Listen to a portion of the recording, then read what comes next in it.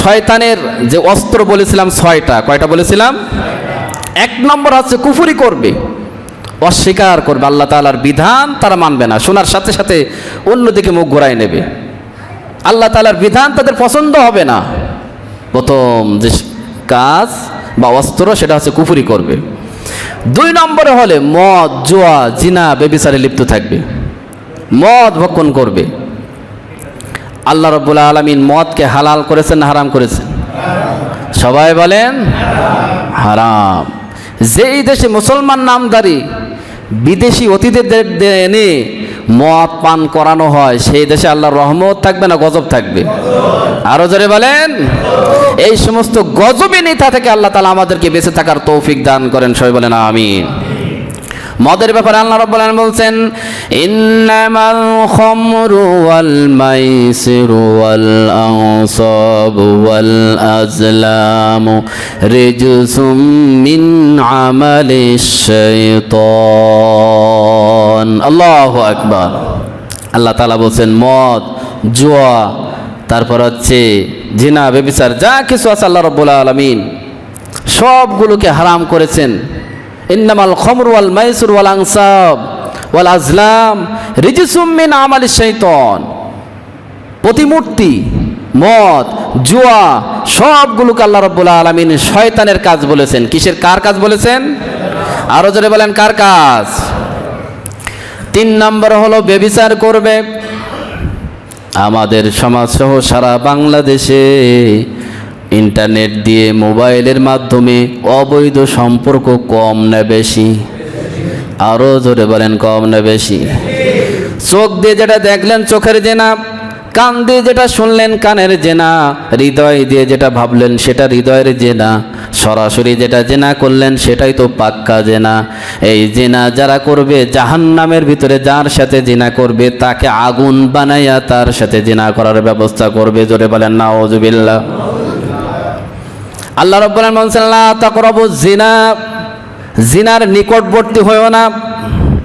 লা তাফআলুজ জিনা বলিনি, আল্লাহ তাআলা বলিনি যে জিনা করো না, বলিনি জিনার নিকটবর্তী হয়ো না। ইন্নাহু কানা ফাহিশা ওয়া সাআ সাবিলা, নিশ্চয় এটা ফাহিশা কাজ, অনেক খারাপ রাস্তার দ্বারা খুলে দেয়। সমাজের ভিতরে গন্ডগোল, হট্টগোল জিনার মাধ্যমে কম হয় না বেশি হয়? আরো জোরে বলেন বেশি না কম? 4 নম্বর হলো শয়তানের অস্ত্র শিরিক। সমাজের ভিতরে শয়তান শিরিক ঢোকায়া দেয়। ইন্নাহু মাইয়ুশরিক বিল্লাহি ফাকাদ হারামাল্লাহু আলাইহিল জান্নাহ ওয়া মাওয়াহুন নার। আল্লাহু আকবার। যারা শিরিক করবে জান্নাত তাদের জন্য হারাম করে দিবেন, স্থায়ী আবাস জাহান্নাম করে দিবেন। সবাই বলেন নাউযুবিল্লাহি মিন যালিক। আল্লাহ রাব্বুল আলামিন উন্নতর বলছেন, ইন্না শিরকা লা যুলমুন আযীম, নিশ্চয় শিরিক সবচেয়ে বড় জুলুম। শিরিক কি সবচেয়ে বড় জুলুম? শিরিক কি? সবাই বলেন জুলুম। জুলুম বলতে কিরকম বুঝি?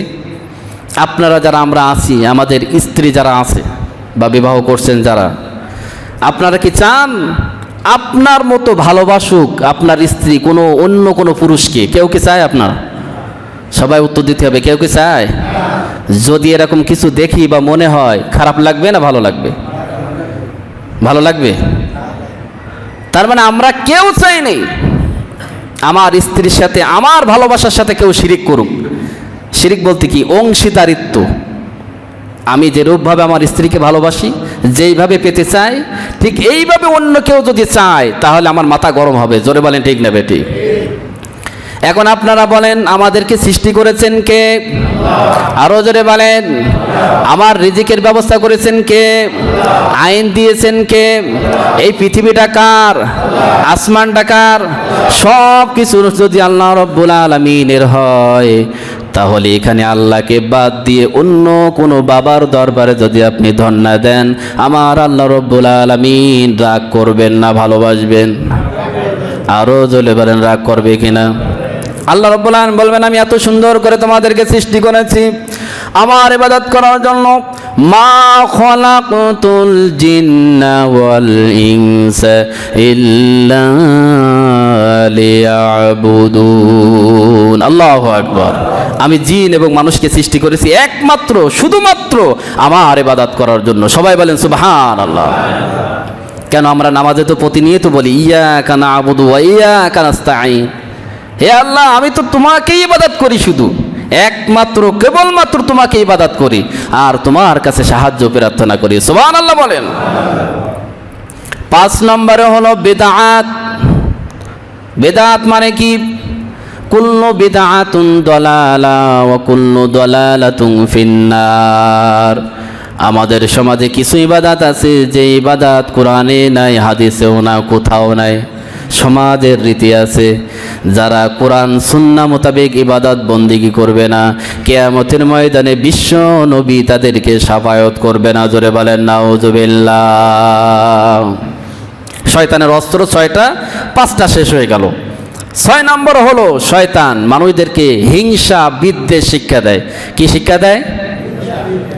দেখেন এই রাত্রে আল্লাহ রাব্বুল আলামিন মাফ করে দেন 2 শ্রেণী বাদে। একটা হচ্ছে যারা শিরিক করে, এটাও শয়তানের অস্ত্র। আর একটা হলো যারা হিংসা বিদ্বেষ করে, অন্যের ভালো ভালো লাগে না, অন্যকে সহযোগিতা করতে চায় না, ক্ষতি করতে চায়। এই 2টা অস্ত্র, এই 6টা অস্ত্রের ভিতরে শয়তানের এটা আছে। জোরে বলেন ঠিক না বেঠিক? ওয়া মিন শাররি হাসিদিন ইজা হাসাদ। পড়েছেন না আপনারা? আল্লাহ রাব্বুল আলামিন ওই সমস্ত হিংসুটিদের হিংসা থেকে তোমার কাছে আশ্রয় প্রার্থনা করি। সবাই বলেন আল্লাহু আকবার। তার মানে একে অপরের প্রতি হিংসা করা যাবে? আরো জোরে বলেন। 2টা জায়গায় হিংসা করা জায়েজ আছে। কয় জায়গায়? সবাই বলেন। আমার কথা শুনছেন তো সবাই? কয় জায়গায় হিংসা করা জায়েজ? এই 2 জায়গায় হিংসা করবেন জনমের মতো যত ইচ্ছা। সেই 2 জায়গায় কি? 1 নম্বর হলো জ্ঞানের ব্যাপারে হিংসা করবেন, যে ওই ভাই কোরআনের হাফেজ হয়েছে, আমি চাই কোরআনের অর্থ সহ মুখস্থ করতে, আমি চাই কোরআনের ব্যাখ্যা জানতে। ওই ভাইয়ের জ্ঞানের গভীরতা এত, আমি আরো পড়াশুনো করে তার চেয়ে ভালো জ্ঞানী হতে চাই। সবাই বলেন আল্লাহু আকবার। এই হিংসা তো আমাদের সমাজে নেই, আছে? এই ব্যাপারে আমরা নিতান্তই গাফেল। আরেকটা জায়গায় হিংসা করা যায়, সেটা হলো এই যে এখানে একটা ভাই 1000 টাকা মসজিদে দান করেছে। আপনি মনে মনে নিয়ত করলেন যে 1000 টাকা দান করে তুমি জান্নাত করাই করবা, আমি তার চেয়ে বেশি কিছু দিয়ে আল্লাহকে সন্তুষ্ট অর্জন করবো। সুবহানাল্লাহ বলেন। এটাও তো একটা হিংসা। হিংসা বলতে কি? জান্নাত পাওয়ার হিংসা। জান্নাত পাওয়ার হিংসা আপনার অন্তঃকরণে যদি থাকে, দান সাদকা বেশি করে দেয়া হিংসা করা জায়েজ আছে। জ্ঞানের ব্যাপারে জ্ঞান প্রসারিত হোক, জ্ঞান বৃদ্ধি পাক, ইসলামের পথে বেশি চলতে পারি, নামাজ বেশি পড়তে পারি, ইসলামের পক্ষে কথা বলতে পারি, তাহলে আল্লাহ রাব্বুল আলামিন এই 2 হিংসাকে জায়েজ করে দিয়েছেন। সবাই বলেন সুবহানাল্লাহ। সম্মানিত উপস্থিতি, লাইলাতুন নিসফু মিন শাবান, আজকে রাত্রে তাদেরকে ক্ষমা করে দেওয়া হবে যারা শিরিক থেকে বেঁচে থাকবে। আল্লাহ রাব্বুল আলামিনের সাথে কারোর অংশীদারিত্ব করবে না, একমাত্র আল্লাহ রাব্বুল আলামিনের কাছে চাবে, তাদেরকে মাফ করে দেবে। আর তাদেরকে মাফ করে দেওয়া হবে কোনো ভাইয়ের সাথে যদি হিংসা বা বিদ্বেষ লালন করে রাখে, সেই হিংসা বিদ্বেষ থেকে যদি দূরে সরতে পারে, আল্লাহ রাব্বুল আলামিন এই সমস্ত বান্দা বান্দীদের পেছনের সমস্ত গুনাহগুলো আল্লাহ মাফ করে দিবেন। সবাই বলেন সুবহানাল্লাহ। শুধু তাই নয়, আল্লাহ রাব্বুল আলামিন প্রতি রাতে চলে আসেন, রাতের 1/3 আল্লাহ রাব্বুল আলামিন এসে বলেন উদুউনি আস্তাজিব লাকুম। আল্লাহ রাব্বুল আলামিন প্রতি রাতে এসে বলে, বান্দারে আমাকে তোমরা ডাকো, আমি তোমার ডাকে সাড়া দেওয়ার জন্য প্রস্তুত আছি। আরো জোরে বলেন সুবহানাল্লাহ। 1 নম্বরে বলে, আমাকে কেউ আছে নাকি ডাকার? কেউ যদি আমাকে ডাকতে চায় আমি সাড়া দেব।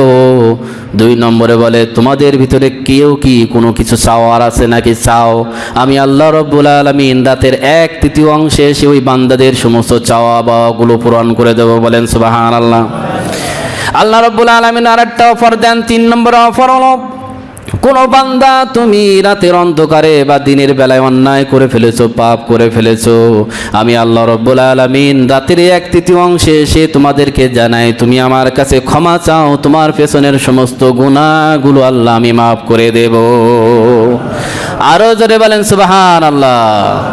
তার মানে আজকে রাতে যারা শিরিক করি, বাড়িতে যাদের মূর্তি আছে, ছবি টানানো আছে, আজকেই নামায় ফেলবেন ইনশাআল্লাহ। বলেন, ছবি টানায় রাখছেন, মূর্তি আছে আলমারির ভিতরে, তারপর আপনার চিন্তা চেতনায় আল্লাহ তাআলা ছাড়া অন্য কোনো বাবা বা অন্য কোনো দরবেশ আপনাকে জান্নাতে নিয়ে যাবে, এই চিন্তা চেতনা দূরে সরাই দিয়ে একমাত্র আল্লাহর সামনে সেজে দিতে হবে। জোরে বলেন ঠিক না বেঠিক?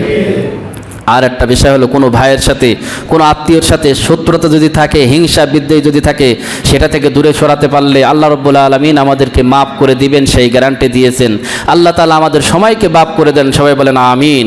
লাইলাতুন নিসফুন মিন শাবানের ভিতরে যে তাৎপর্য আছে, যে উপহার আছে, যে উপঢৌকন আছে, আল্লাহ রাব্বুল আলামিন আমাদের আমলনামায় দিয়ে দেন, সবাই বলেন আমিন। সুবহানাকাল্লাহুম্মা বিহামদিকা আশহাদু আল্লা ইলাহা ইল্লা আনতা আস্তাগফিরুকা ওয়া আতুবু ইলাইক। সবাই সুন্নাত আদায় করেন।